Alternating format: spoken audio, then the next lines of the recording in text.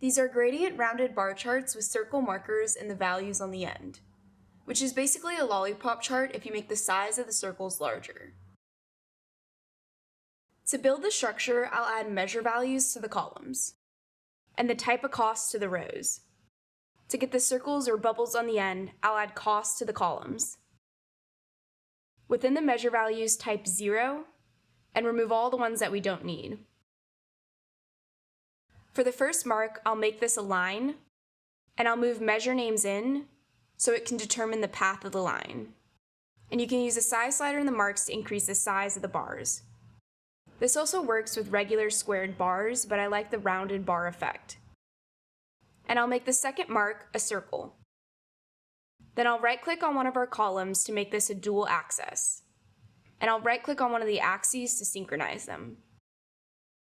For coloring, I'll pull the type of cost in and make this a color. And to get the gradient effect, I'll pull measure names in and also make this a color. To color the circles, I'll pull the type of cost in and make this a color. Then I can edit the colors in the first legend to assign colors to create the gradients for the bars themselves. And I'll also edit the colors in the second legend, and I want these colors to match the beginning of the bar's color. That way there's a contrast between the end of the bar where the circle is and the color of the circle itself. To make this more like a lollipop chart, you can use the size slider in the second mark to increase the size of the circle. But for my visual, I want to make the circle the same size as the end of the bar. And I want to get the actual cost breakdown in there, so I'm going to add cost to the second marks, right-click, go to Quick Table Calculations, and choose the % of total.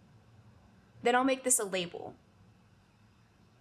And I want to format the number so that it's in a percentage with no decimals. To get the text inside the circle, I'll go to Alignment within the label and choose to center it horizontally and vertically.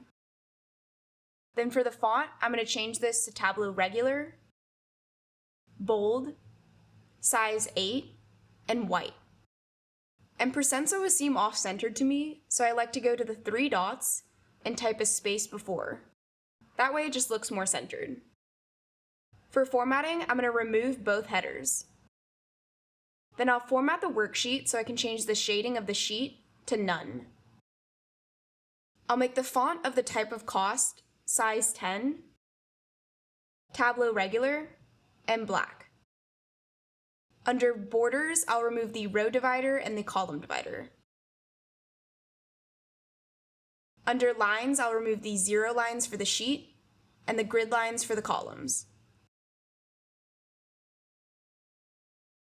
And I'll also hide the field label.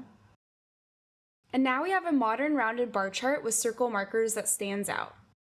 The lollipop style design not only adds visual appeal, but it also helps users focus on the key values.